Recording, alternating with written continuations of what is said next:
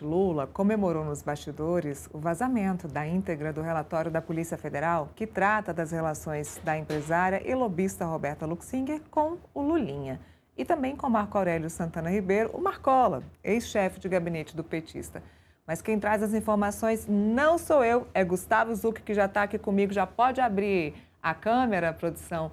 Zucchi, muito bom dia, já agradeço a participação aqui com a gente. E estamos aqui o jornal inteiro, desde o início, falando sobre Lulinha. Agora, o PT está tranquilo que essas informações estão sendo vazadas só agora? Ou seja, há 40 dias, pouco mais de 40 dias das eleições? Olha, bem, primeiro, bom dia a todos, bom dia a todo mundo que acompanha aqui o Contexto Metrópolis. Tranquilo é uma palavra muito forte, talvez, para a situação que o PT e que o presidente Lula enfrentam nesse momento, com essas várias revelações das relações do Lulinha com a empresária, com a lobista Roberta Luxinger. Mas eu acho que é a lógica de retirar o band-aid rápido, né? Quanto antes você retirar, vai doer, mas passa rápido, vamos falar assim, passa sem grandes consequências no futuro. E eu acho que essa ala do PT olha para as eleições no dia 4 de outubro. A avaliação é mais ou menos essa. Com essas revelações agora, saindo tudo que pode sair sobre a relação de Lulinha com Luxinger, talvez isso seja diluído em uma série de outros debates, em uma série de outras informações, em uma série de outras revelações sobre N casos possíveis que vêm aí para o futuro até o dia 4 de outubro, que isso não prejudique tanto o presidente Lula durante as eleições, né? A gente na coluna nas semanas passadas contou, por exemplo, que essa aproximação do Flávio Bolsonaro nas pesquisas de intenção de voto, né, que ficou ali a 3 pontos percentuais do Lula, configurando um empate técnico ali em um eventual segundo turno, alas do PT avaliam que isso seria justamente por causa de Lulinha, por causa de Marcola e por causa de Jacques Wagner. Jacques Wagner envolvido no caso Master, né, citado nas investigações, alvo de operações da Polícia Federal no caso Master, Lulinha e Marcola por causa da Roberta Luxinger e as suas relações com o careca do INSS. A avaliação de alas do PT é de que essa aproximação de Flávio foi por causa disso. Então, nada mais lógico do que entender que quanto antes for revelado tudo, quanto antes a população souber de tudo, melhor para o presidente Lula. Até porque a gente vive na era da informação, a gente vive na era de que cada semana temos uma crise diferente, cada semana parece que a República vai cair de uma forma diferente. Então as informações passam muito rápido, elas chegam muito rápido ao eleitorado, mas elas também desaparecem das conversas, desaparecem da cabeça do eleitorado muito rápido. Então, resolvendo isso agora, em meados de agosto, tendo todo setembro de campanha eleitoral pelo caminho, a avaliação de alas do PT, de interlocutores, de gente próxima ao presidente Lula, é de que é melhor assim, é melhor arrancar o band-aid mais rápido, Neila. Vamos lá, nas últimas semanas saíram muitas informações em relação ao Lulinha, em vários veículos de comunicação, principalmente aqui no portal Metrópolis. Com essa determinação do ministro André Mendonça, que acaba de sair, determinando que a Polícia Federal investigue quem é que está fazendo esses vazamentos seletivos, pode ser que agora reduza essas informações nos veículos de comunicação, ou seja, também um ponto positivo para a campanha do presidente Lula e para o Lulinha. Só que, vamos lembrar que tem a oposição, né? Flávio Bolsonaro deve bater muito nesse assunto durante a campanha, então, por mais que o presidente Lula queira esquecer disso, tem um outro lado que não vai deixá-lo esquecer. Aí a gente vai ter que pensar como vai ser a dinâmica dessa eleição. Porque, claro, a oposição vai aproveitar o máximo possível qualquer coisa para desgastar Lula. A gente está falando da eleição que se aposta que a rejeição vai ser decisiva. Toda eleição a gente aposta na rejeição, mas nessa eleição, de forma muito especial, assim como foi em 2022, a gente tem os dois líderes nas pesquisas de intenção de voto são muitos rejeitados por um lado. Então, o que o Flávio Bolsonaro puder utilizar como munição para tentar desgastar a imagem do Lula, ele vai desgastar. Mas por que eu falei da dinâmica da eleição? Porque parece uma eleição em que os dois candidatos, olhando as pesquisas, olhando a sua consolidação, olhando um eleitorado fiel, já decidido a votar neles, muito decidido a votar neles como rejeição ao outro, né? Quem vota no Lula vota porque não quer Flávio Bolsonaro eleito, quem vota em Flávio Bolsonaro vota porque não quer Lula eleito. Então, eles olhando essa dinâmica, eles estão tratando o jogo de forma muito muito cautelosa, de uma forma muito assim, vamos manter o espaço de segurança de cada um dos candidatos. Então, provavelmente, a gente vai ter debate domingo, debate da Band. Lula não deve ir. Se Lula não vai, Flávio Bolsonaro não deve ir. Ou seja, é uma oportunidade que a oposição perde de expor Lula, as suas relações com seu filho Lulinha, as relações de várias pessoas de seu entorno em casos de corrupção. Ao longo da campanha, por exemplo, nessa semana de campanha que a gente teve, primeira semana de campanha, a gente viu Lula só em ambientes muito seguros, em ambientes muito controlados. Não participou de sabatinas, não participou de encontros empresariais. Ele fez o quê? Foi na Vila Euclides ali, só petistas no evento. Os próximos eventos de campanha, também eventos no Rio de Janeiro, eventos em Minas Gerais, serão eventos partidários, serão eventos para a militância, ou seja, ambientes seguros onde o presidente Lula não vai ter de ser questionado, não vai ter de responder efetivamente por esses assuntos. Talvez quando ele tope uma sabatina, quando ele tope responder perguntas para a imprensa, ele tenha que responder essas perguntas e outras perguntas tão complicadas quanto. Os aliados do presidente Lula no Supremo Tribunal Federal decidiram, às vésperas da eleição, trazer o debate sobre sigilo de fonte e sobre diploma de jornalismo de volta. O presidente Lula vai ser questionado por isso e vai ter que dar uma resposta difícil de responder. Ele vai ter que responder, claro, sobre Lulinha, sobre Jacques Wagner, sobre Roberta Luxinger, sobre tanta gente no entorno dele ali, com proximidade com Daniel Vorcaro, com proximidade com o Careca do INSS. Então, como ele está visando esse jogo um pouco mais seguro, como ele está visando esses espaços mais confortáveis, talvez Flávio Bolsonaro não tenha tantas oportunidades de confrontar Lula com essas informações, de confrontar Lula com Lulinha, de confrontar Lula com Jacques Wagner, de confrontar Lula sobre as recentes decisões do Supremo Tribunal Federal. E isso, claro, pode deixar a eleição um pouco mais morna ali, sem esses confrontos diretos. Claro, em redes sociais, em propaganda de televisão, Flávio Bolsonaro vai explorar muito isso. Agora, qual que vai ser o impacto disso no eleitorado, na propaganda gratuita de televisão, com todo mundo tendo o celular na mão hoje em dia? A gente não sabe responder ainda, a gente faz jornalismo, ainda não entramos no ramo da futurologia, mas talvez não seja tão impactante quanto seria se tivesse um debate, um confronto direto ali de Flávio Bolsonaro com Lula, que nesse momento fica cada vez mais improvável de acontecer, Neila. Olha, mas aí tem um detalhe, né? Se o presidente Lula evita de ir a debates e está indo em eventos apenas para os petistas, para o seu grupo mesmo, como conquistar novos eleitores se ele não vai responder perguntas difíceis e não vai, neste momento, ser acessado por esse público que não é o público originário dele, ou seja, gente que já vota nele? Eu acho que o presidente Lula tem olhado muito para a questão do eleitorado consolidado dele nesse primeiro turno. E aí, o segundo turno, aí pode ser diferente a estratégia. Porque nesse primeiro turno, o Lula tem uma vantagem. Ele não tem ninguém à esquerda para dividir votos. Lula, pela primeira vez em todas as eleições que ele disputou, Lula não tem nenhum opositor à esquerda. Ele tinha, em outras eleições, ele tinha nomes do PDT, tinha nomes do PSB, tinha nomes do PSOL, disputando a presidência da República. Esse ano ele não tem. Esse ano, tirando, claro, os partidos nanicos à esquerda, os partidos que dificilmente vão chegar a 1% dos votos, como é o caso do PCO, do PSTU, da UP, esses não incomodam. Agora, Lula tem uma série de adversários à direita, que ele olha que tem uma probabilidade maior de tirar votos de Flávio Bolsonaro. Até o Igor Gadelha, na coluna, deu uma matéria ontem contando um bastidor que muita gente tem avaliado, que inclusive a entrada do Pablo Marçal na campanha pode acabar sendo benéfica para o Lula, pode acabar ajudando o Lula a ser eleito em primeiro turno. Então, Lula faz o jogo da segurança.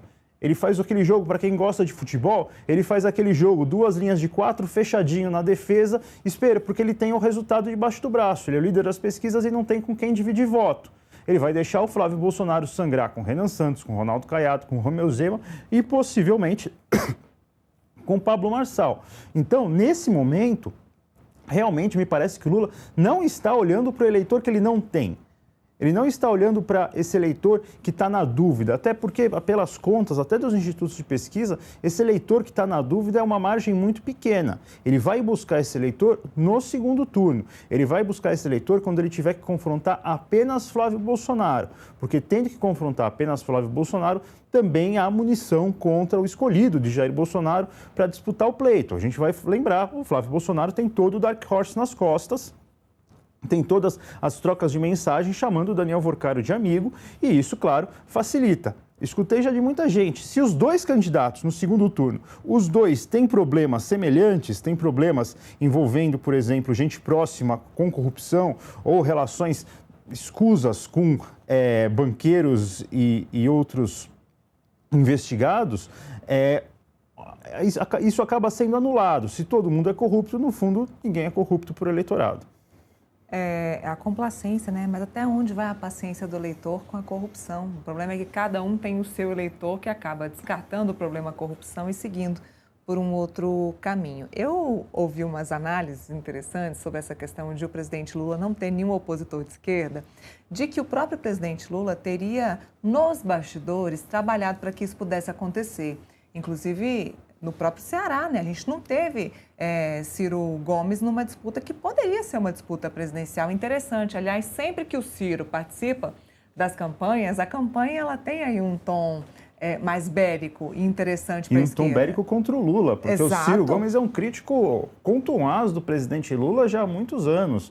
Então seria uma dificuldade maior para o Lula se Ciro Gomes, mesmo estando no PSDB, que é um partido que nos últimos 30 anos foi mais associado a uma centro-direita do que a uma centro-esquerda da social-democracia, se o Ciro Gomes tivesse, talvez o Lula tivesse outra postura em relação aos debates, em relação às sabatinas, porque ele poderia ter medo de ver o seu eleitorado à esquerda sendo dividido. Agora, até mesmo a gente gravou há 2 semanas atrás, um panorama eleições, eu e o Igor, e a gente conversou muito sobre isso, de como o eleitorado está, de certa forma, consolidado. As pesquisas mostram isso. Lula com 45%, 47% das intenções de voto. Flávio Bolsonaro variando entre 40%, 42%, 43% das intenções de voto. E isso a gente não está falando nas últimas semanas, a gente está falando desde novembro, desde dezembro, quando Flávio Bolsonaro foi anunciado como sucessor de Jair Bolsonaro na disputa eleitoral. As pesquisas modificaram muito pouco. Mesmo o caso Dark Horse, né, que causou uma leve queda ao Flávio, ele chegou ali a 37%, rapidamente ele se recuperou. Era até a expectativa da campanha do Flávio que se consolidou. O presidente Lula agora vê o Flávio aproximar, mas também nada que seja surpreendente. O que a gente vê é um eleitorado muito consolidado. E a expectativa é de que, pelo menos ali, quem vai acabar decidindo a eleição é um grupo minoritário de eleitores, um grupo de talvez 5%, 6%, 7%, até 10% do eleitorado, que pode acabar indo para um lado ou para o outro. E isso vai ser decidido, a expectativa é que seja decidida em segundo turno. No segundo turno a eleição muda, porque a gente não vai ter mais 5, 6, 7, 8 candidatos à presidência. A gente vai ter 2. E aí a lógica do eleitor muda. Porque a lógica do eleitor passa a ser muito mais reforçada naquilo que eu falei. Olha, eu vou votar no Lula porque eu não quero o Flávio Bolsonaro. E eu vou votar no Flávio Bolsonaro porque eu não quero o Lula. Aí essas questões podem ser mais exploradas. Nesse primeiro turno, a sensação é todo mundo fazendo jogo de segurança. Todo mundo jogando com o regulamento de... Todo mundo não, Flávio e Lula. Jogando com o regulamento debaixo do braço ali, esperando que todos os outros candidatos saiam no primeiro turno, para que aí, em um segundo turno, eles possam disputar. Até mesmo o presidente do PL, Valdemar Costa Neto, falou que não vê motivo para Flávio Bolsonaro ir nos debates sem o Lula, porque o adversário dele é o Lula, não é o Renan Santos, não é o Ronaldo Caiado, não é o Romeu Zema. Então, eles querem se enfrentar. Enquanto o jogo enquanto não chegar na final, eles vão segurar as forças, vão segurar a munição, vão segurar os canhões, para a hora que for para valer, a hora que for decidir quem vai ser o próximo presidente do Brasil pelos próximos 4 anos, Neila. Até porque você imagina, se há um debate com todos esses candidatos de direita e o Flávio está bem à frente de todos eles não vão atacar o Lula, mas vão atacar o Flávio. A expectativa é que os votos que os outros 3 precisam venham do Flávio. A expectativa é que a gente só vai ter uma zebra em um eventual segundo turno, não um derretimento do Lula. Um derretimento do Lula hoje parece muito difícil. O Lula tem, a gente sempre fala, o Lula tem 30% dos votos petistas, né? 25%, 30% dos votos que são petistas, e hoje tem um pouco mais de votos de rejeição ao bolsonarismo. Então, o Lula parece muito confortável nesses 45%.